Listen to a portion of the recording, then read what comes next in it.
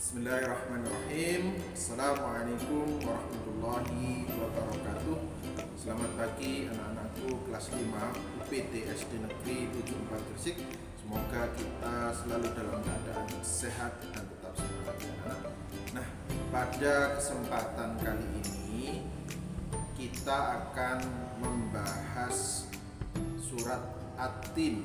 Nah, surat At-Tin pada pertemuan lalu kita sudah membaca. Kemudian untuk tujuan pembelajaran berikutnya yaitu menulis, kemudian memahami isi kandungan surat At-Tin.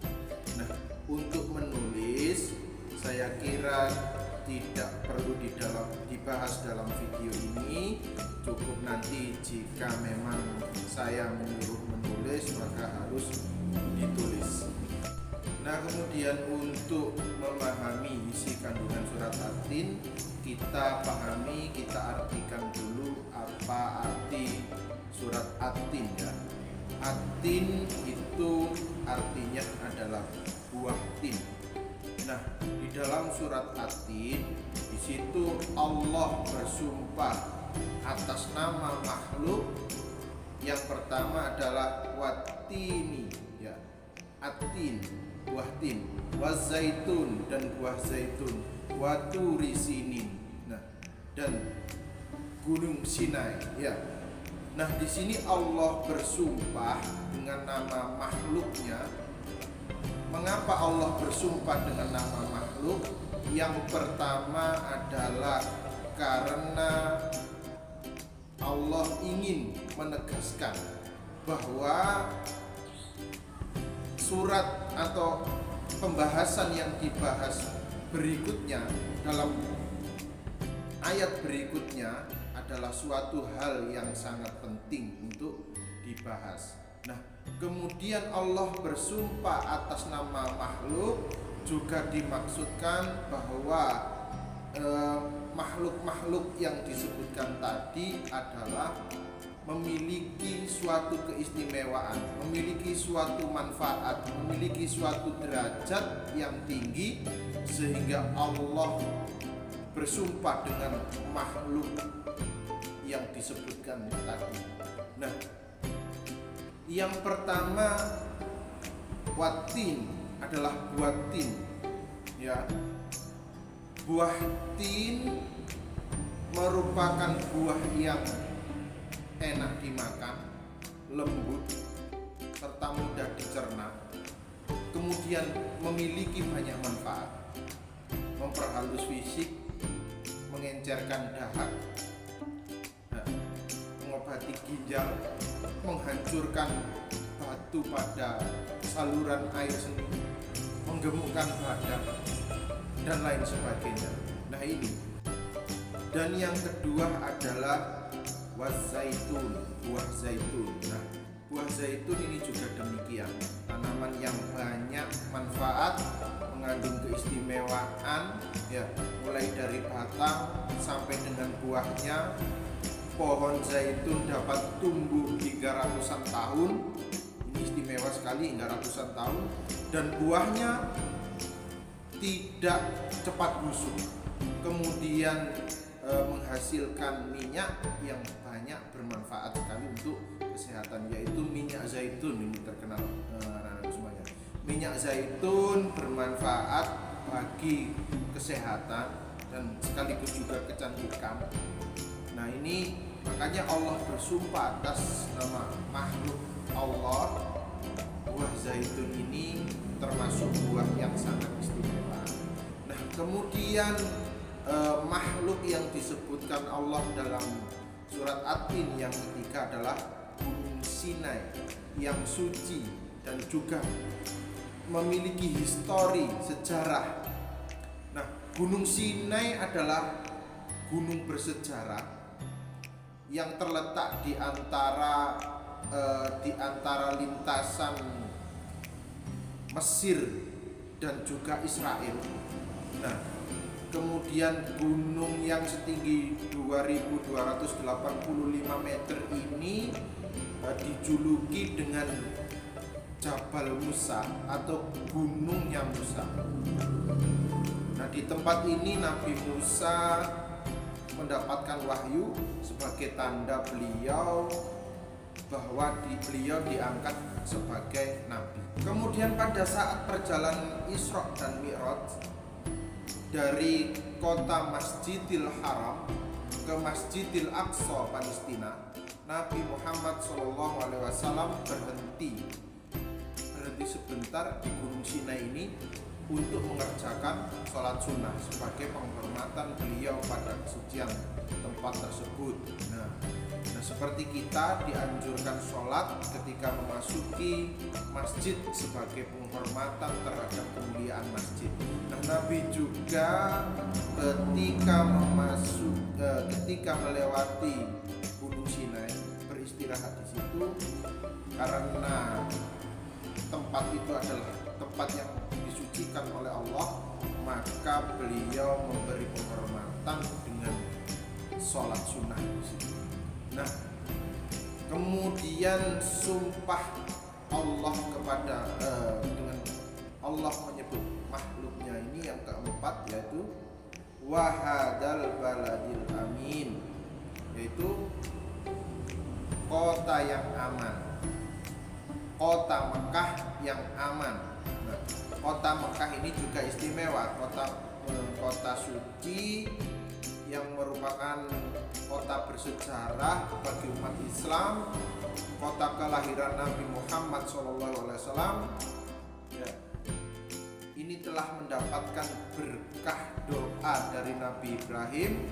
Sebelum Nabi Ibrahim pernah mendoakan agar kota Mekah menjadi kota yang aman, sentosa, dan diberi rezeki berupa buah-buahan yang melimpah. Nah, kalau sejarahnya Nabi Ibrahim dan Ismail, waktu itu Ismail dan ibundanya Siti Hajar ditempatkan di kota yang sekarang disebut kota Mekah itu. Nah, pada saat itu belum ada buah-buahan, kemudian berdoa Allah agar kemudian nanti diberikan buah-buahan yang melimpah. Nah, sekarang terjadi banyak buah kurma yang bisa dimanfaatkan di kota tersebut. Dan berikutnya anak-anak, ini adalah ayat yang sangat penting untuk diperhatikan. Ayat yang keempat, laqad khalaqnal insana fi ahsani taqwim. Sungguh kami telah menciptakan manusia dalam bentuk yang sebaik-baiknya. Summa radadnahu asfala safilin.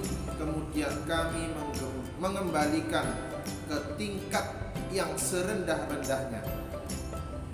Illal ladzina amanu wa amilus solihati falahum ajrun ghairu mamnun. Kecuali orang-orang yang beriman kemudian beramal soleh, maka baginya pahala yang tiada putus-putusnya. Kita simak ayat yang keempat. Laqad khalaqnal insana fi ahsani taqwim.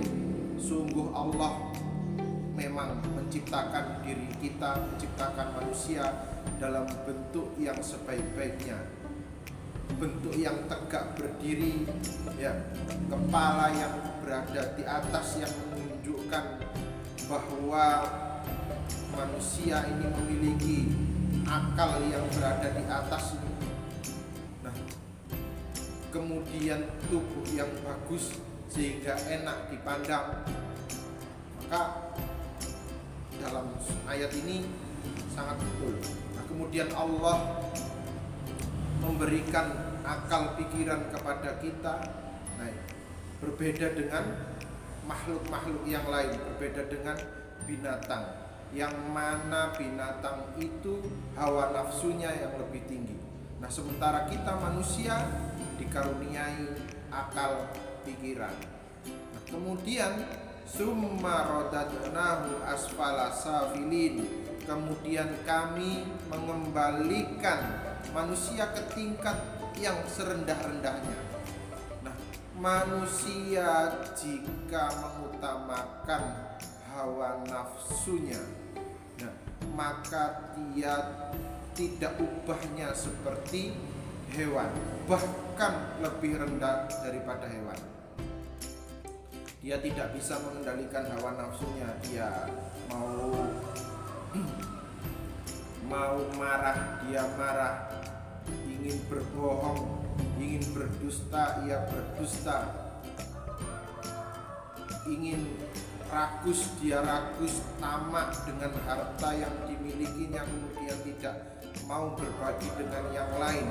Nah, itu namanya radadnahu asfala safilin. Nah, orang yang serendah-rendah bentuk. Illal ladzina amanu, kecuali siapa? Kecuali orang-orang yang beriman, wa amilus sholihah, dan beramal soleh.